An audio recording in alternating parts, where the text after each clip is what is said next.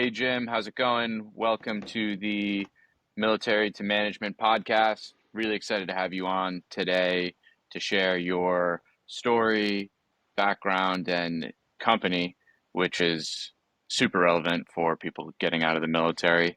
But without further ado, could you kind of jump into talking a little bit about your military background?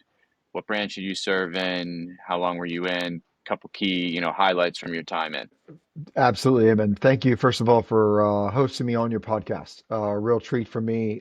Phenomenal way to break up the day and to join you and hopefully have some value to share after spending nearly a quarter century in this business of recruiting.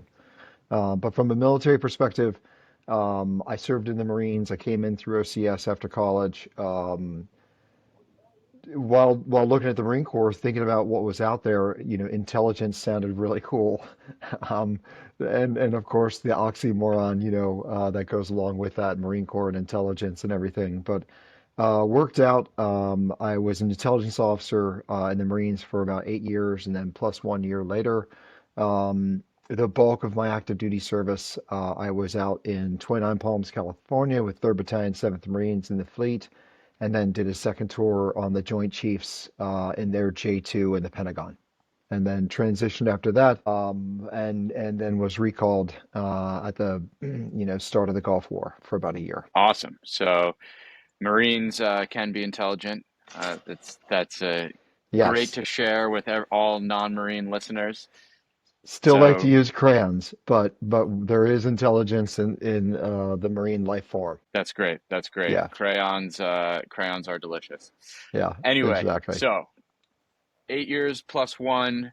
What were some of the biggest lessons you learned while you were in, and what kind of leadership takeaways did you take from your time in the Marines? Um, I mean, I guess I've said this to other people throughout my career. The Marines teaches you in the military how to get things done, put politely. And that's the takeaway. Like there's no excuse. There's no reason for it not getting done. It just needs to get it done. And so, produce. And that attitude has helped a lot in business.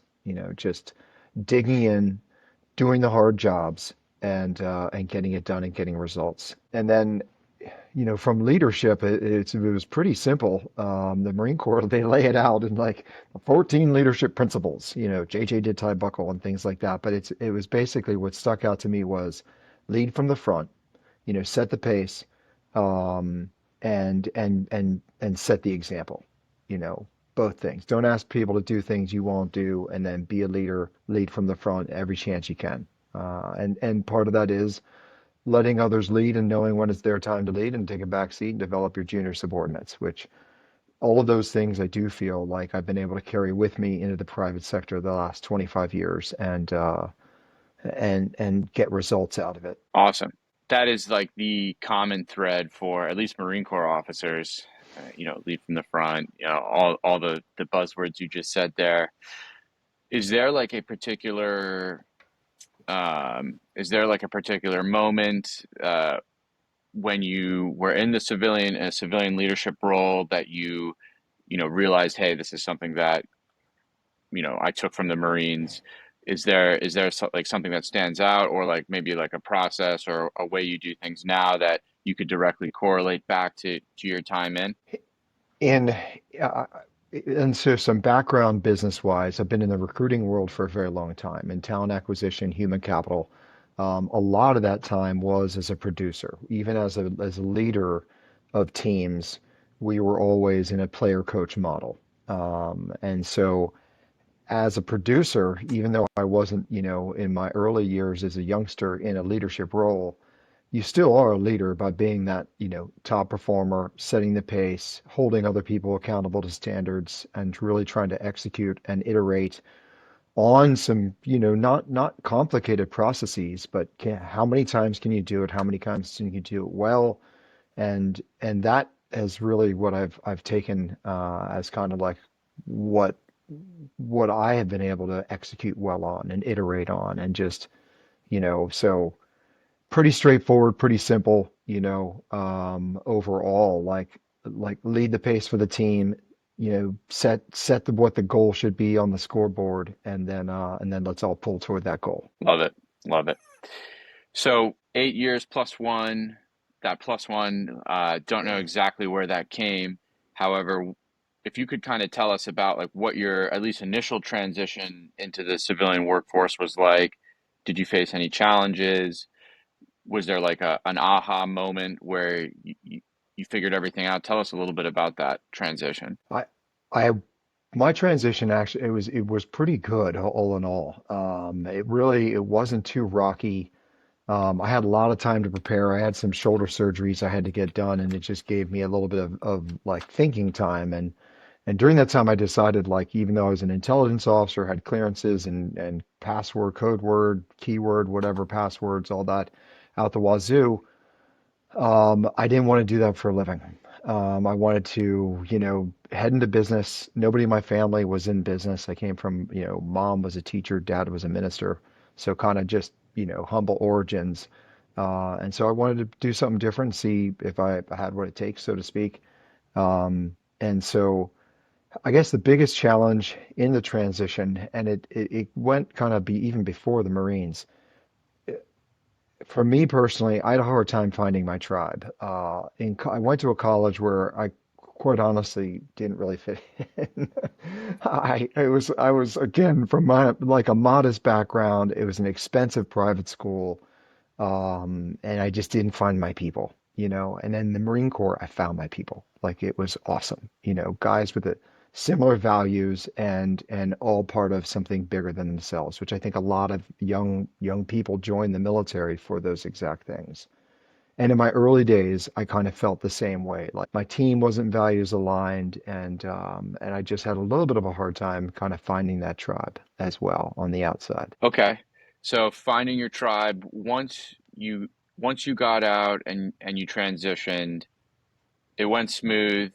Uh, Take me kind of through the path that you took to get to your current role because now obviously you didn't start off as the CEO. So tell me how that path went and how did you get to where you are today uh, through that? Yeah, so my path, leaving active duty, trying to figure out what was out there for me in business.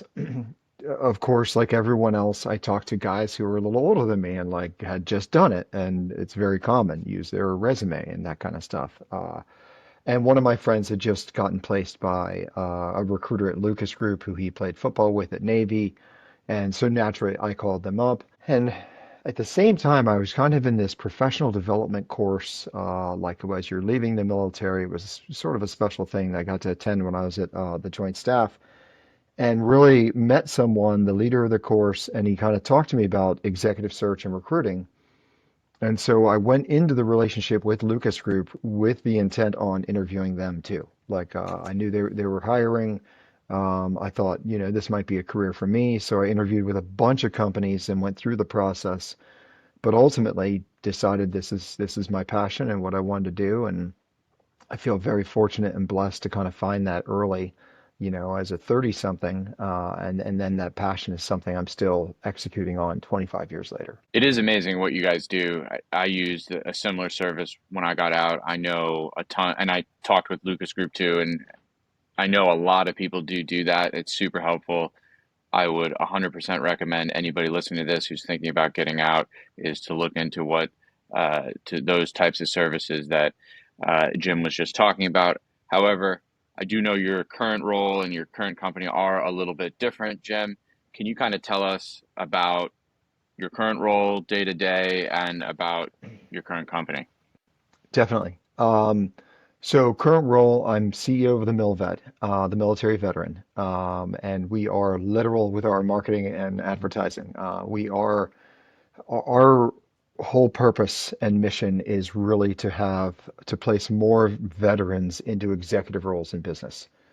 We firmly believe, and our values are that more servant leaders in the C-suite.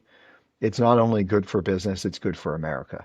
Quite honestly. And the number one indicator for a veteran to be hired is having a veteran in the C-suite. And so our mission is to put more vets in the C-suite. And so that's who we are. It's what we do, and it's what drives us day to day. That's amazing. As a veteran in the C-suite, I do really appreciate that. Yeah.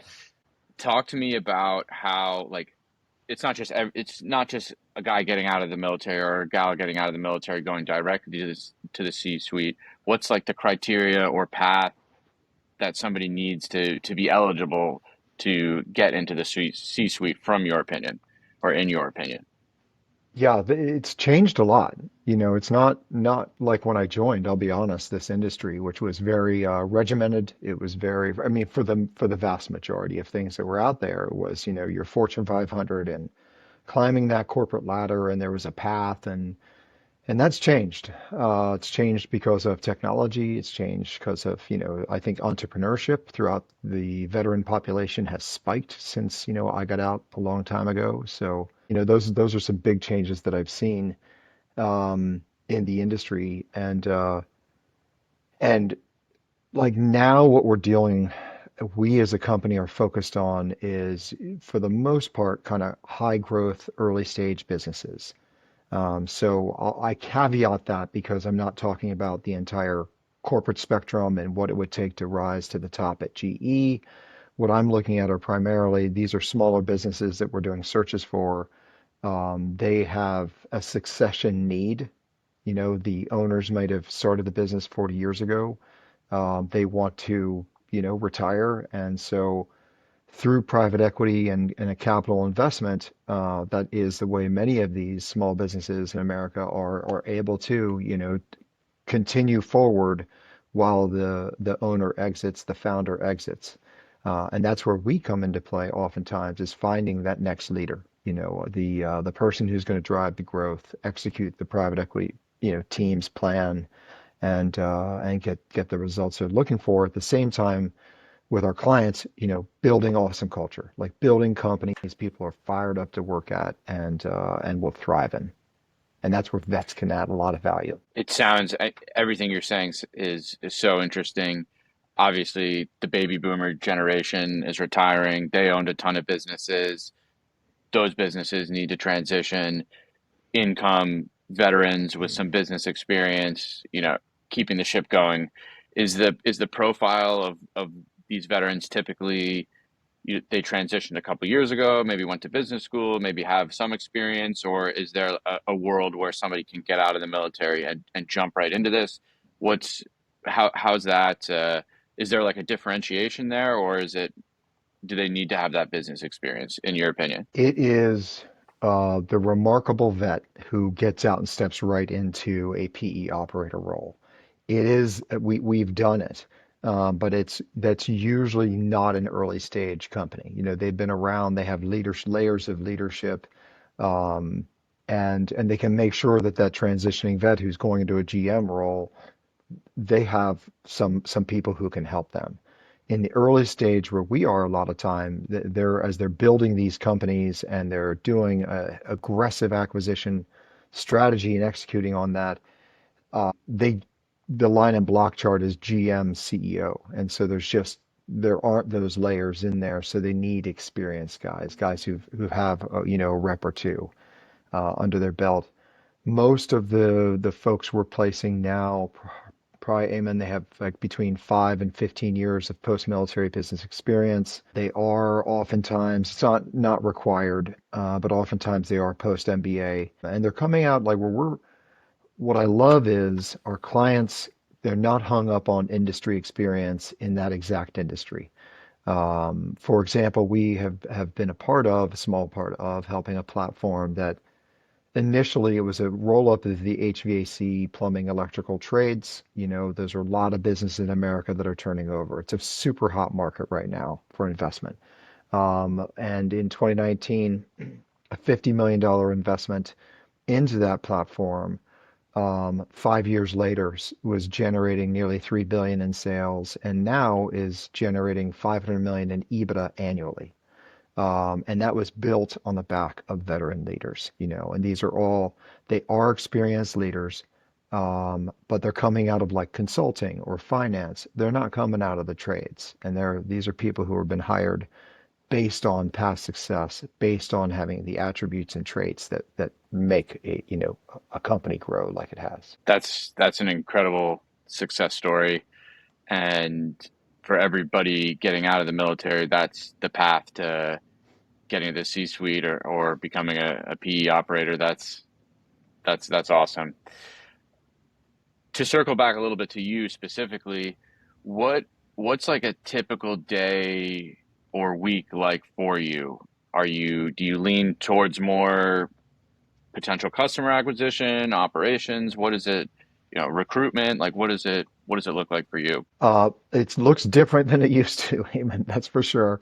Before I spent most of my day, I mean, there's tens of thousands and probably over 100,000 vets who've had phone calls with me, and so I was very much in the recruiting aspect of the business. Now it's shifted tremendously. Now a lot of it is client acquisition, working with our clients, who are actively hiring on those search engagements, delivering, making sure we are delivering the caliber and quality and number of candidates in a timely fashion for our clients. That's where a lot of my day is spent, throughout the week. And then there's all the fun entrepreneurship sort of stuff that I get to do now that I wasn't doing previously, like figuring out like, okay, how are we going to run the business? Do we want to do EOS or another system? Our go-to-market strategy, hired a consultant to help us with that, to just continue to increase that client acquisition, client services. So a lot of fun meetings and just stuff that I, had not done before. So the last year has been a great growth year for me too. And someone mentioned, in fact, earlier today that entrepreneurship is probably the greatest avenue for personal growth as well, which I really didn't look at it that way, but it absolutely has been for me. I mean, I whoever said that it has to be 100% right, at least in my opinion. As an entrepreneur, you have to wear every single hat until you pass off the hat and then you manage the hat. So you have a tactical and then strategic knowledge of everything, which yeah, I do personally love that. Sounds like you do as well. So given that, we know we talked a little bit about some of the industry trends and shifts and also the baby boomers retiring, which is probably great for you and your business. Any other trends besides that excite you, or is there anything you're doing with those trends that excites you, or any issues any issues, trends that are issues? Like, talk to me a little bit more about that. Yeah, I mean, the trends I'm seeing are definitely different trends than we saw before. It's really funny, the economy we're in right now and the job market we're in. It is like historically our unemployment rate is as low as it gets practically, 4.1%. But when I talk to executives in the job hunt, it doesn't feel like that right now. Um, and and I have some feelings why. I posted about that on LinkedIn today, trying to create some content for the community.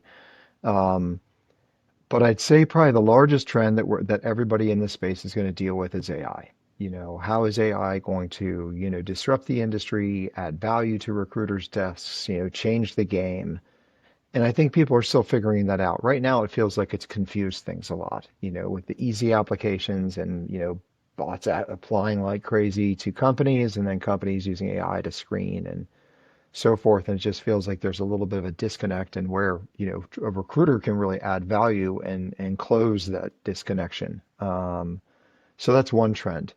On a very micro level, that is a trend for my industry specifically, and that is, the military veteran placement world. A trend that I've seen over time that has just it's called wildfire, and I love seeing it is the SOF world and the transitioning SOF member, your special operations forces, whether they're SEALs, Rangers, Green Berets, MARSOC, you name it, PJs. The opportunity, especially for the enlisted SOF member, is like nothing it was. 20 years ago, a lot of those guys were, going as contractors into war zones. Now they're being sought after to come and run businesses for private equity specifically. So that's been an awesome trend to watch and to be a part of. When you take a look at that trend in particular, what is it that makes somebody from special operations, whether it's officer or enlisted, what makes them so desired by these private equity groups? Are there some different characteristics that they have from the rest of the military, or talk to me a little bit about that? Bar none, it's people who have done really, really hard things.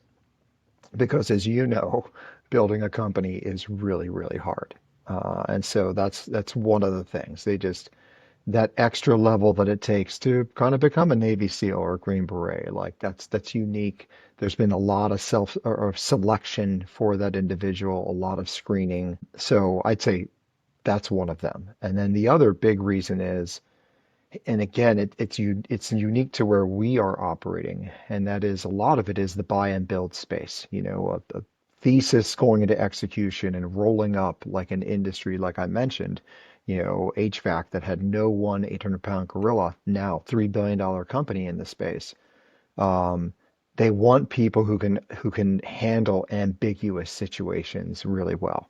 They can be dropped in, figure it out. The fit faux, kind of factor, and drive forward. And so, who better to do that than somebody out of SOF? They also, I mean, and it's not just SOF. That's a trend that their fortunes have changed dramatically, and it's awesome.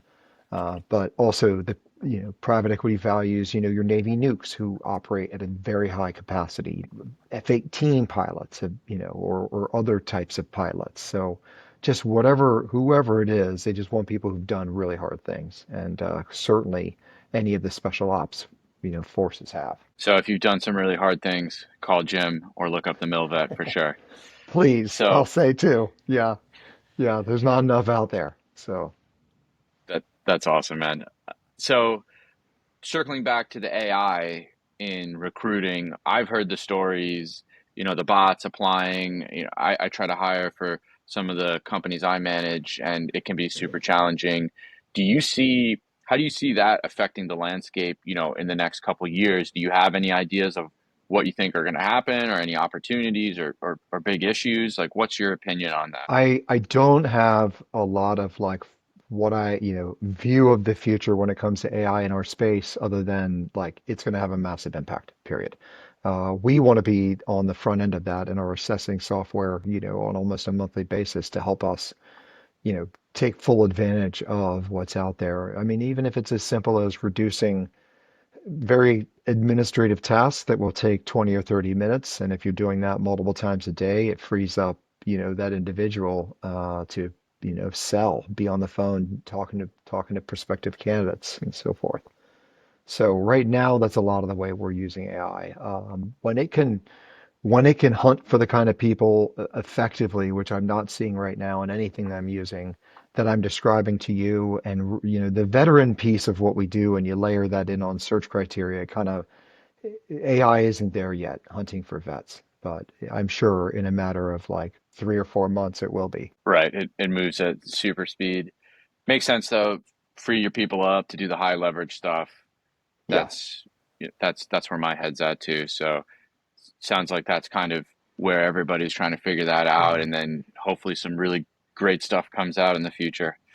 Yeah. So in that vein, what's really working well for you and your team at the MilVet right now? Is there anything that just stands out that you guys are absolutely crushing it on? What's working great is hiring values aligned teammates. You know, um, we're young, we're scrappy, and we are hungry, and we all want to win. And so, you'd think it's like who doesn't want to be part of a team like that? But and a lot of people do want to be part of the team, but when it comes down to putting in the time, putting in the work, and being that teammate, like a great sports team, being the teammate everybody can rely on no matter what's going on, it's the same challenge our companies are facing, as we hire. Right now, though, when you say, "Hey, what's going well?" Like that's going awesome. I love our team. I've shared on LinkedIn and posts, but I'm a lucky recruiter, so to speak, as far as my team is awesome. I love our clients and our candidates are unmatched. So really feel fortunate. That's an incredible place to be. Building a good team, especially in the private sector, can be tough, and sometimes those without a military background can be great for a period of time, and then they definitely can be prone to falling off. So if you have that nailed down, I'm sure you guys are going to be a rocket ship or continue to be a rocket ship. So We're just working to on it. Yeah. Wouldn't say we haven't nailed it. I mean, like everyone, we are eating our own dog food and everything we coach our clients to do and hiring, we're doing the same thing and are having, it's just it's a process. That's great. That's great. Yeah. Any key metrics or KPIs that when you take a look at or track like that you really want to improve, or any metrics or KPIs that you're just like, oh man, this is outstanding. Talk to me a little bit about that. I mean, there's always room to improve. I mean, you can always get better. And so from a sales side, it is meeting scheduled to to contract conversion. So converting the clients from the discovery and some intake work to ultimately, being clients and signing contracts. That's one obviously important KPI. On the recruiter side, it's time to fill. Of course, how long is the role open? How long does it take us to fill?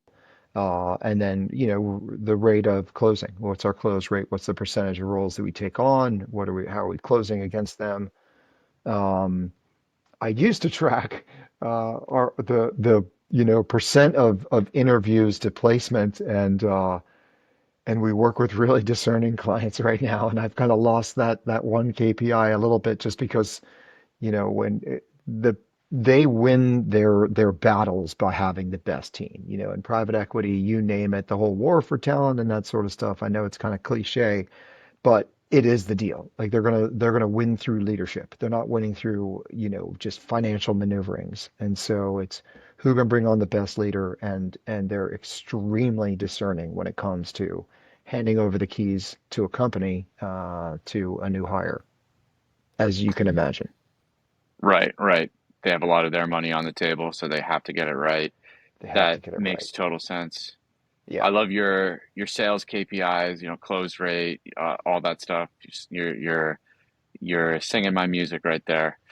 Uh, where do you want to see yourself and the MilVet in 6 months, 12 months from now? Where do you guys, what are your goals? Where do you want to be? How are you planning on getting there? Yeah, I mean, the most important thing I can do is what I just was talking about that, and it is solve the who problems. Uh, you know, Getting the right people in the right seat. And I have some key roles that I need to hire for over the next 6 months, and that will absolutely unlock me, unlock the business, but I got to get those right. So as far as goals, like those key hires, like over the next 12 months, that is a critical goal for me. Awesome. Awesome. So if you could remove one obstacle or roadblock for any part of your business, do you know what that would be? Like what would it be if you could remove it? Is there anything that's like keeping you up at night? What's like that one thing that if you were able to get over it, you would hit all your goals and skyrocket. Yeah. I'd say that, I mean, the biggest thing that's keeping me up at night is client obsession, and we have two clients, hiring clients and the veteran community.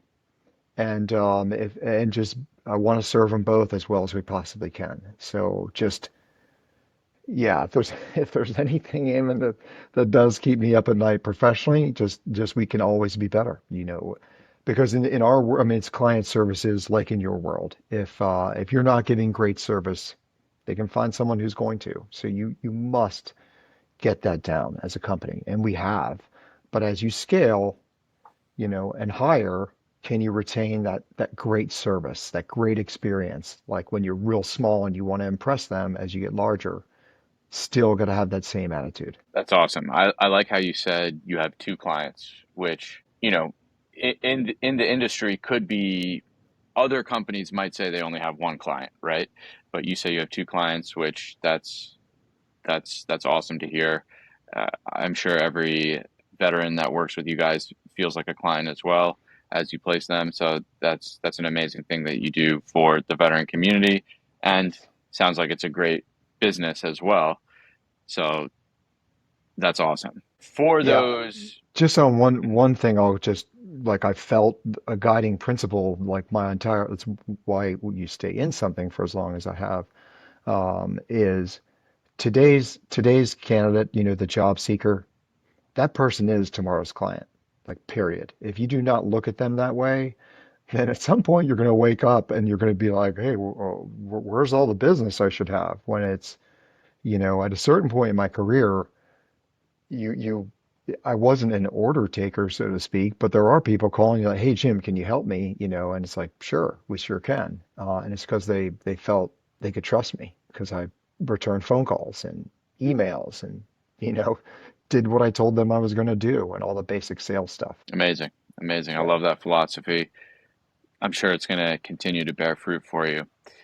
If you had to give one piece of advice to veterans getting out or veterans who have recently transitioned, who want to get into leadership roles in business, like what would that piece of advice be, or a couple pieces? What do you please share? Let me think about that. I mean, for the transitioning vet, I'd say the biggest mistake I see and advice that I would give from that is when you make that first decision to join a company, things are not going to go smoothly all the time, and expect that. Like life is hard. Once you expect life to be hard, it's not quite as bad.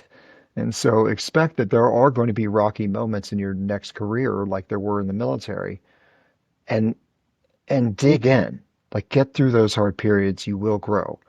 I see so often, the leader who's been, they did phenomenal things up until their corporate career, and then it was, well, left this position under a year, and the next one maybe it didn't work out on the company's terms, and they left after a year, and they're not protecting their resume for the long haul.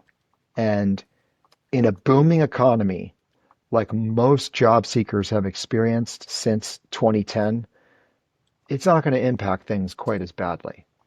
But if things get hard, like that does come up, those multiple short stints. And so just I would have a career attitude to the decisions you make. And really, second piece of advice is choose your team. They're interviewing you, but choose your team. People quit teams, they quit their boss. It's not usually they're not quitting the company, so to speak, but it's usually something personal is going on. Once in a while, it might come down to compensation or passed for promotion that they feel, scorned, but the vast majority, it's a people thing when people decide to resign and move on. That's So that's the such other good. thing. Yeah, That's that's it. that's such good advice. Sorry to jump in there, but Not that at all. for me personally, that has happened. Like I've decided to move on from a company based on based specifically on the team. So for everybody listening, that is 100% factual and great advice. Jim, it's been a pleasure. Is there anything else you want to share with anybody who might listen to this in the future, on any bit about either the MilVet, you, any other advice, anything you want to share? Chart your path.